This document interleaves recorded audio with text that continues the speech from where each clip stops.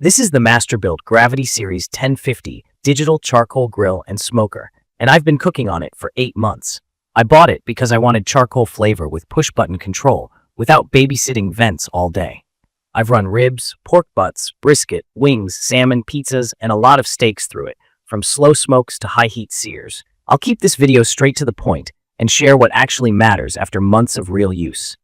Key features that sold me were the gravity-fed charcoal hopper, the DigitalFan temperature control, the 1050 square inches of cooking area, and the wide temperature range.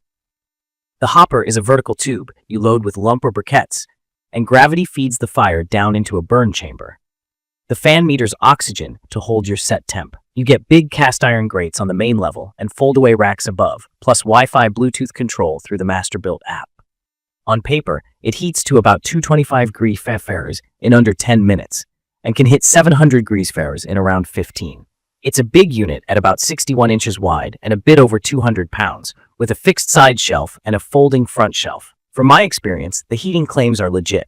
For weeknight cooks, I'm at 225 degrees in roughly 9 minutes and cruising.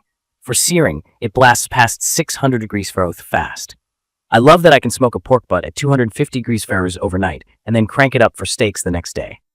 The temperature stability is solid for charcoal. I usually see swings of only 5 to 10 degrees once it settles. That's impressive for coal and wood. The flavor is the reason I keep using it. In my opinion, this tastes more live fire than what I get off a pellet grill. I layer a few wood chunks between charcoal in the hopper, and the smoke profile is rich without being harsh. My briskets come out with a proper bark, and ribs pick up a deep color that looks like old-school pit cooking. If you're chasing that charcoal and wood character, it's here. Fuel use for me depends on weather and temp. The hopper holds enough briquettes for long cooks, but the advertised runtime is optimistic. At 250 degrees, I usually get about 6 to 7 hours on a calm day. Wind and cold cut that down. Lump burns hotter but faster. Briquettes are steadier for overnight cooks. I also learned that mixing sizes helps prevent bridging, where charcoal hangs up in the hopper and stops feeding. Every few hours on long runs, I tap the hopper sides or open it briefly to break up any clumps. Let's talk setup and size. The assembly took me a couple hours with help. It's heavy and bulky, so plan your space and route ahead of time. The dimensions are long, but the folding front shelf helps. The cart has 2 locking casters and 2 larger wheels, so moving it is doable, but it's not something I want to drag across gravel or bumpy pavers often. Now the part most people ask me about: build quality and reliability. The frame looks beefy, but the body panels are painted steel, and some areas feel thinner than they should. I keep a cover on it and wipe it down with a light coat of oil after cooks. Even so, I've spotted small surface rust starting around the ash area and a couple of edges.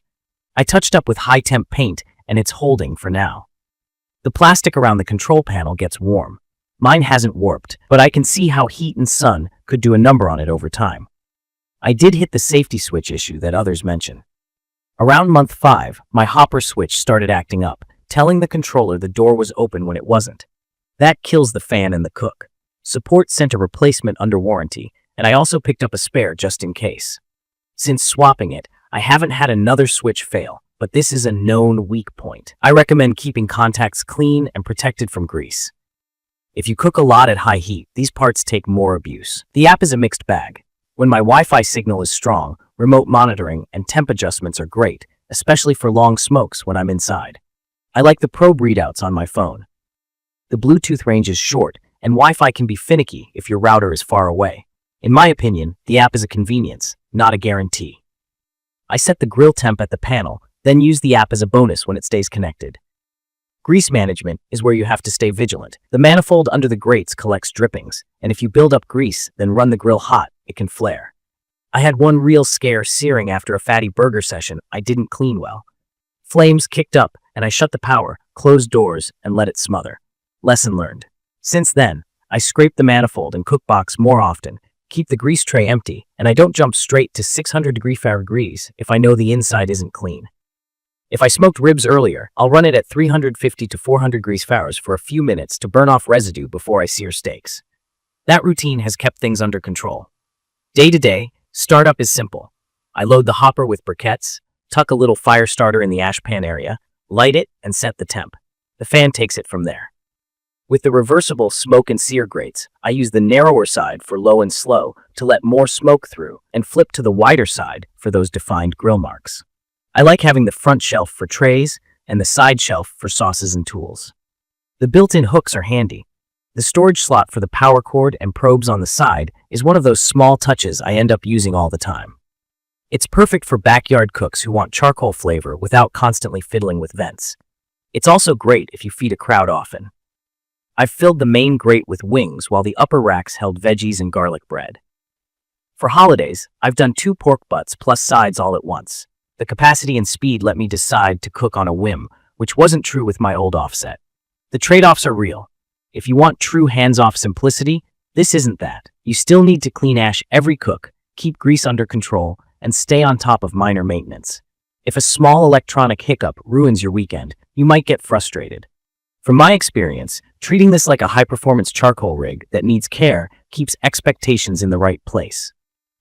I keep a cheap plastic bin for ash, a paint scraper for the manifold, and a set of high-temp gloves nearby. I line the grease tray with foil when I remember, and I don't store charcoal in the hopper for long stretches, especially if humidity is high. I'll also call out a few practical notes that help me. Wind shields help in gusty weather because the fan will run harder and chew fuel. Keep the hopper lid fully closed during cooks to maintain a steady feed and avoid backdrafts. If you notice the temp dropping for no reason, check for bridging first. And if you plan a 10-hour brisket, top up the hopper at the 5 to 6 hour mark to be safe, especially on cold days. I've tried a couple of aftermarket tweaks. A simple manifold cover helped reduce direct grease pooling, and high-temp gasket tape around the cookbox improved smoke retention a bit. I don't think mods are mandatory on day one, but they can make life easier if you cook hot and often. If you're under warranty, be thoughtful about what you change. I'd recommend this for people who love charcoal flavor, want digital temp control, and don't mind routine cleaning. It's a strong fit for weekend pitmasters who tinker a little, entertain a lot, and care about the finish on their food. If you value push button and forget above all else, a premium pellet grill might treat you better. If you want bomb-proof construction and zero electronics, a heavy offset or a ceramic Kamado is another path. This sits between those worlds with its own strengths and quirks. In my opinion, the Gravity Series 1050 nails flavor and convenience better than anything else I've owned in this price range, but it asks for responsibility in return. When I treat it right, it delivers brisket with a bark I'm proud of, crispy chicken skin at 400 calories, and cast iron sears that make steaks pop. When I cut corners on cleaning, it reminds me fast. After 8 months, I still reach for it because the food is worth it. In conclusion, the Masterbuilt Gravity Series 1050 is a powerful, versatile charcoal machine that can make you look like a pit pro, as long as you're willing to maintain it and keep an eye on the known weak spots. Key features like the gravity-fed hopper, digital fan control, big cooking area, and quick heat-up times do what they promise. The build could be tougher, the switches should be better, and the app needs more stability. But the flavor and flexibility keep me coming back. If this video helped, hit subscribe and drop your questions or your own tips in the comments. Thank you for watching.